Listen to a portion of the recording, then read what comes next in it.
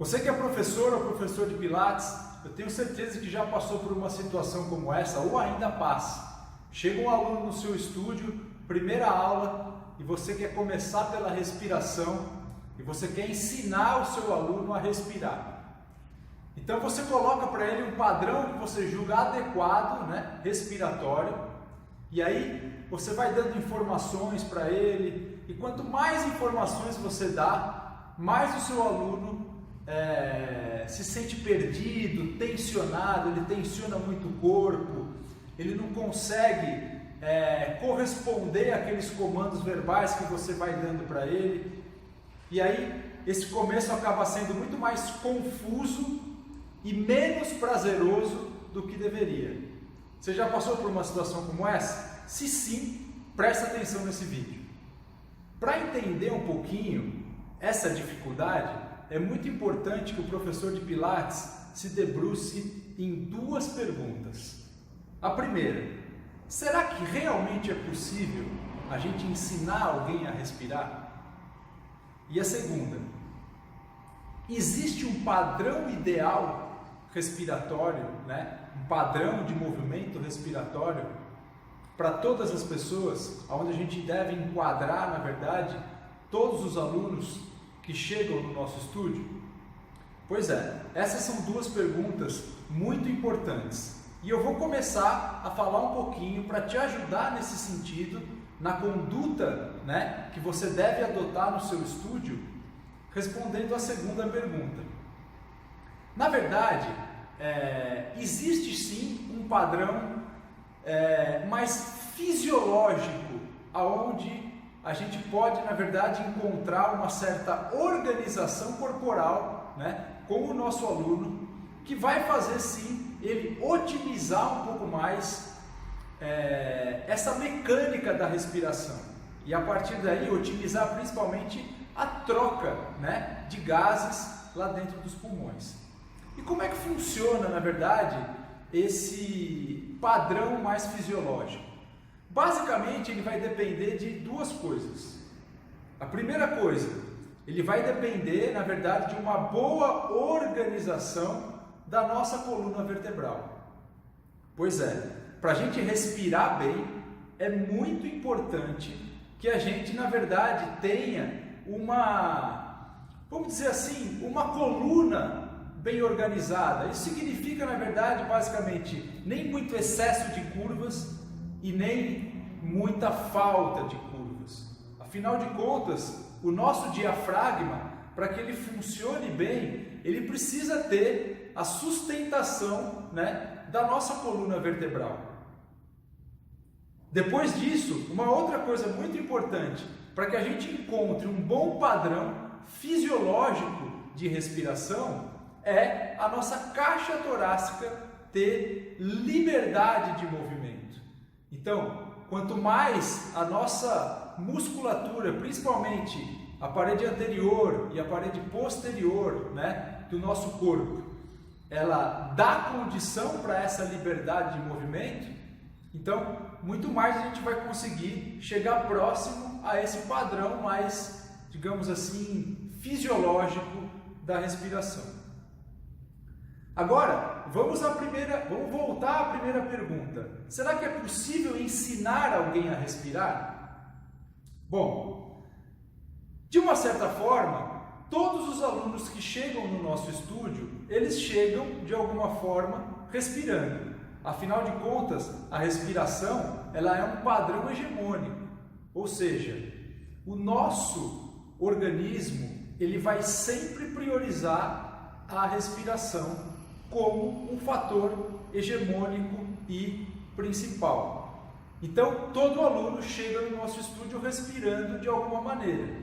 A questão é que ele chega respirando de acordo com o espaço que o seu corpo, na verdade, tem para que ele possa organizar essa dinâmica. Então, eu vou dar dois exemplos para vocês de padrões que normalmente a gente encontra no nosso estúdio. Um é aquele padrão do nosso aluno mais conchinha, aquele aluno que chega mais fechadinho e que, portanto, a respiração dele, né, toda na verdade a dinâmica respiratória dele acaba sendo localizada e jogada muito mais para a parte posterior do corpo, nas costas. Por outro lado, muitas vezes pode ser que você encontre no seu estúdio um padrão, né, uma postura corporal daquele aluno que é mais Tarzanzinho, que chega com o peito estufado e normalmente, né, uma extensão ali nas costas, ele perde um pouquinho aquela curva na região torácica, enfim. Então, normalmente aonde esse aluno respira? Mais aqui na frente, no peito. Então, para diferenciar um pouco, dando, né, exemplos, a gente pode pegar esses dois exemplos. O conchinha que respira nas costas e o tarzãozinho que respira mais aqui na frente. Obviamente que tanto um como o outro, eles vão, na verdade, acabar adquirindo um certo bloqueio respiratório.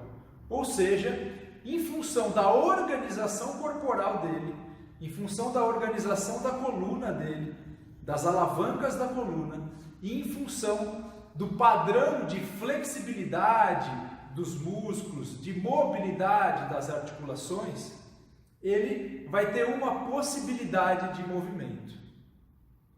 Quando esse aluno chega no seu estúdio e você, já logo no primeiro momento, quer impor um padrão específico respiratório para esse aluno, fatalmente você vai acabar tendo muita dificuldade. Por quê? Porque naquele momento ele não está apto a realizar aquele tipo de padrão respiratório.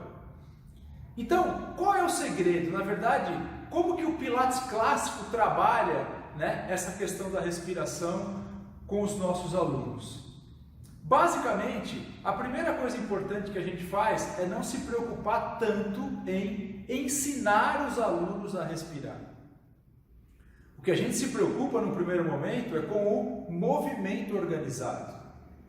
Então a gente vai se preocupar em organizar primeiro um padrão de movimento e a partir daí vai se preocupar, na verdade, em começar a dar mais condição para que aquele corpo possa ter mais liberdade de movimento.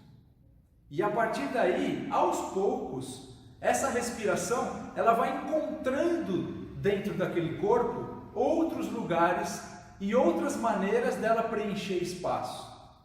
Então o aluno que está conchinha, aos poucos, com a organização do movimento, né, e com a liberdade que ele vai encontrando durante as aulas, ele pode começar a perceber que o corpo dele pode respirar de outras maneiras.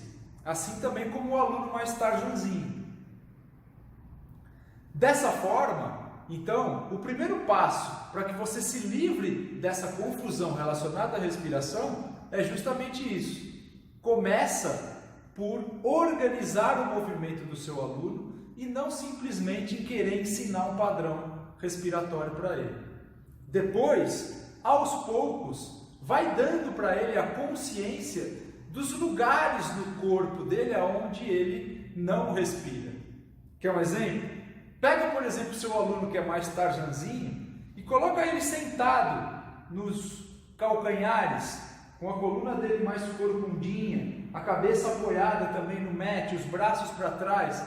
Deixa a coluna dele se arredondar e ao mesmo tempo, com os joelhos pressionando essa cadeia anterior do tronco dele, a única forma dele respirar vai ser aqui nas costas e ele vai começar a sentir essa respiração aonde muito possivelmente ele nunca havia sentido. Então você vai dando um outro nível de consciência para o seu aluno. E a partir daí é que você vai desenvolvendo o seu trabalho e eu tenho certeza que dentro dessas dicas você vai conseguir ter muito mais fluidez, dinâmica na sua aula e menos tensão querendo ensinar o seu aluno a respirar logo no primeiro momento. Gostou das dicas?